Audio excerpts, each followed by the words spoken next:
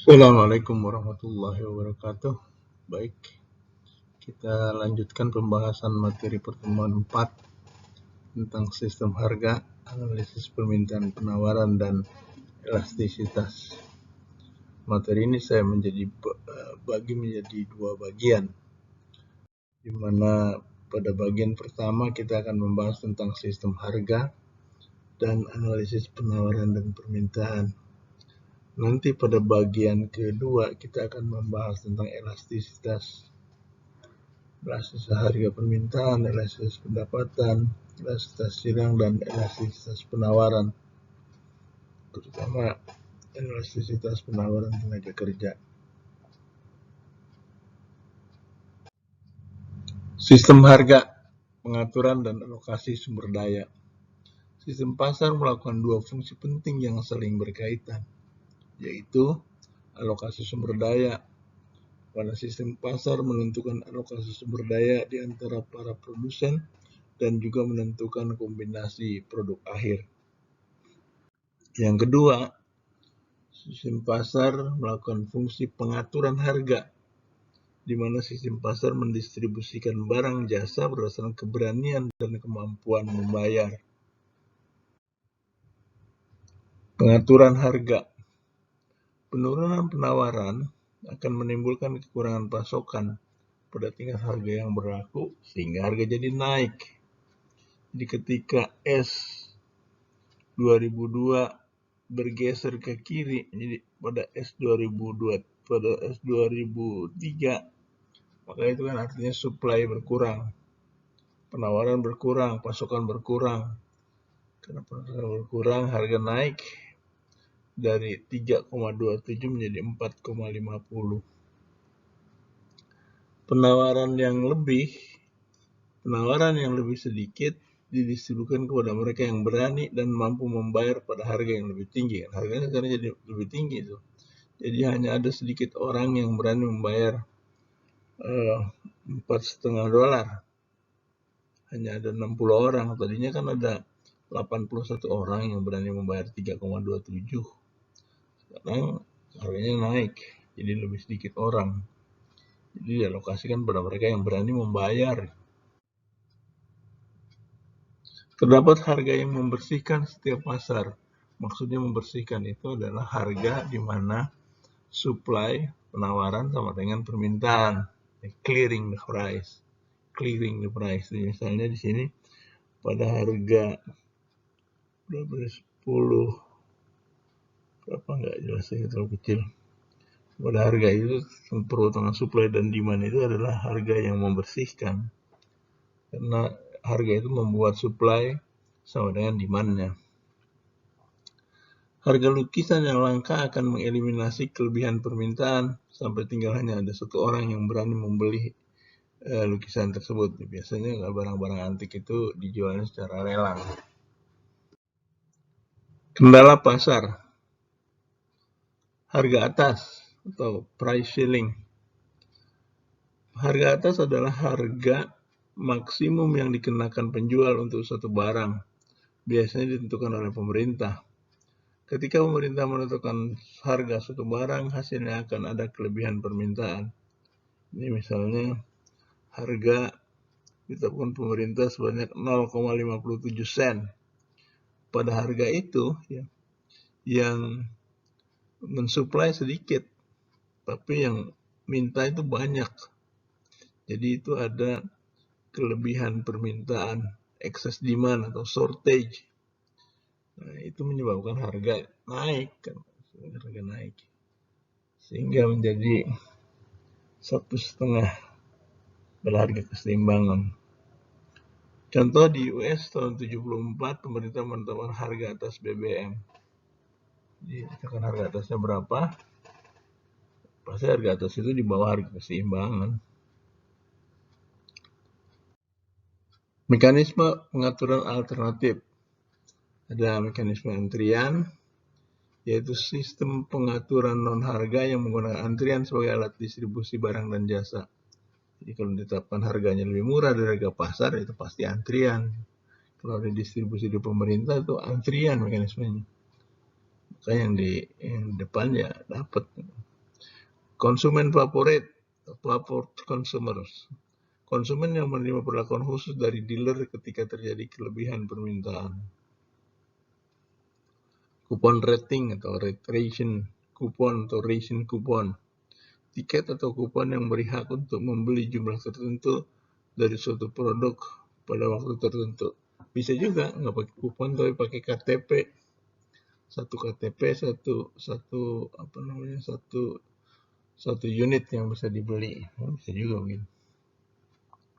Itu mekanisme pengaturan alternatif. Jadi ini bukan mekanisme harga, pengaturan. Yaitu antrian, konsumen favorit, dan kupon. Upaya untuk membatasi dengan menaikkan harga sering menimbulkan pasar gelap. Pasar gelap atau black market itu adalah pasar di mana perdagangan ilegal terjadi pada pasar yang harganya ditentukan. Kalau harganya ditentukan, pasti orang mau beli. Nggak mau ngantri, dia bisa mau beli lebih mahal. Pasar gelap. Masalah dengan sistem pengaturan adalah bahwa kelebihan permintaan itu diciptakan, bukan dieliminasi. Itu masalahnya. Walaupun pengaturan ini didasarkan oleh niat baik, adalah sangat sulit untuk mencegah beroperasinya sistem harga dan menghentikan keberanian membayar. Harga-harga dan alokasi sumber daya. Perubahan harga yang dihasilkan dari pergeseran permintaan mengakibatkan keuntungan naik atau turun. Jadi bisa naik dan turun. Keuntungan menarik modal, keuntungan attract capital, kerugian menyebabkan disinvestasi, rugi tarik modal. Upaya yang lebih tinggi menarik bagi pekerja dan mendorong mereka meningkatkan keterampilan. Inti dari sistem penawaran, permintaan, dan harga, baik input maupun output, menentukan alokasi sumber daya yang pada akhirnya menentukan kombinasi barang dan jasa yang diproduksi.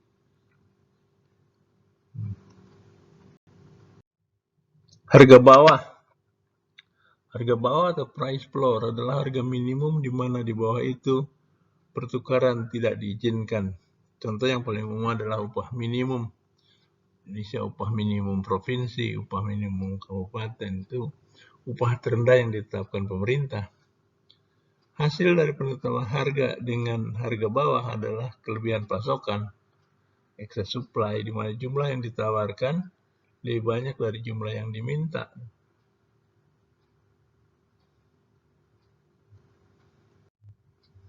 Analisis penawaran dan permintaan, oil import fee.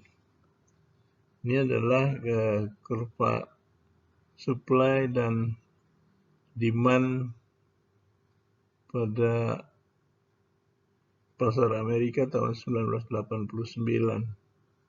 Ini harga minyak ini. Pada harga pasar $18, impornya 5,9 juta barel per hari. Yaitu selisih antara permintaan dengan produksi. Impor ke dia. Efek dari impor fee di Amerika, pengenaan pajak impor menyebabkan kenaikan produksi domestik dan pengurangan jumlah impor. Coba itu dipikirkan mekanismenya bagaimana, seperti apa dipahami. Penawaran, permintaan, dan efisiensi pasar. Kurva penawaran dan permintaan dapat digunakan untuk mengilustrasikan gagasan efisiensi pasar, aspek penting dari ilmu ekonomi normatif. Surplus konsumen. Surplus konsumen itu adalah perbedaan antara jumlah maksimum seseorang yang berani membayar untuk suatu barang jasa dengan harga pasarnya. Jadi selisih antara keberanian membayar dengan harga pasar.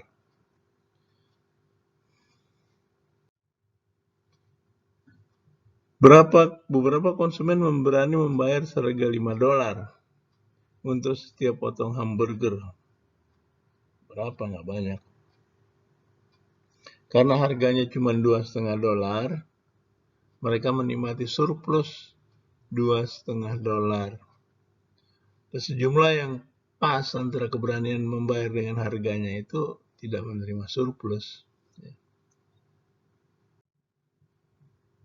Konsumen lain mungkin hanya berani membayar kurang dari $5 tetapi lebih dari $2,5. Jadi luas area di bawah kurva permintaan dan di atas harga pasar itu menunjukkan surplus konsumen.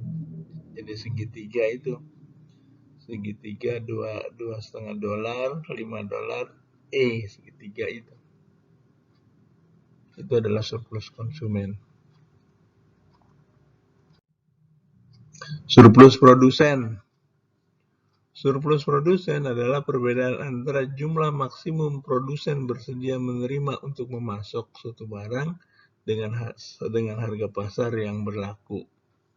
Jadi selisih antara harga pasar dengan jumlah yang dia bersedia pasok.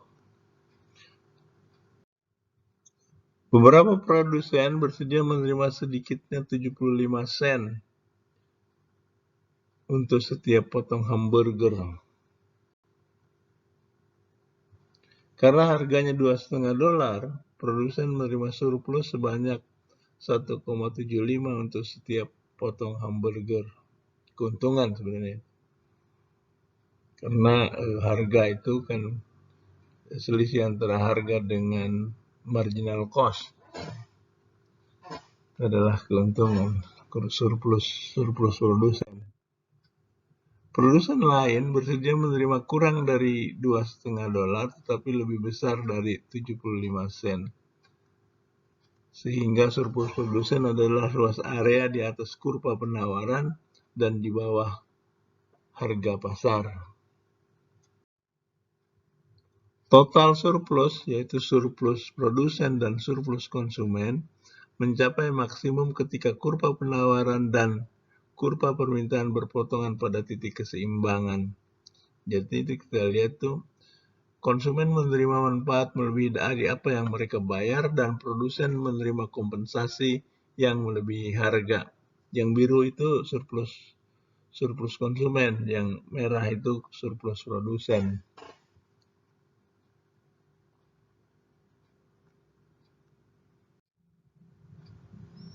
Jika pasar memproduksi terlalu sedikit, katakanlah 4 juta potong hamburger, bukan 7 juta, total surplus berkurang.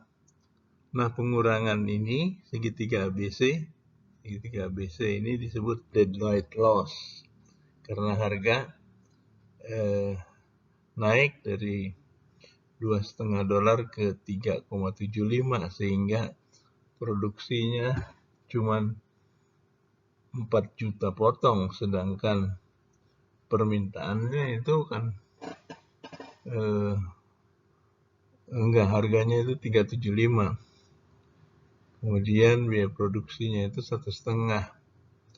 Di situ sebenarnya ya konsumen masih menerima juga sih surplus, produsen juga menerima surplus, tapi ada surplus yang hilang karena kenaikan harga yang menyebabkan jumlah produksi berkurang. Jika pasar memproduksi terlalu sedikit, katakanlah 4 juta potong hamburger bukan 7 juta, surplus berkurang.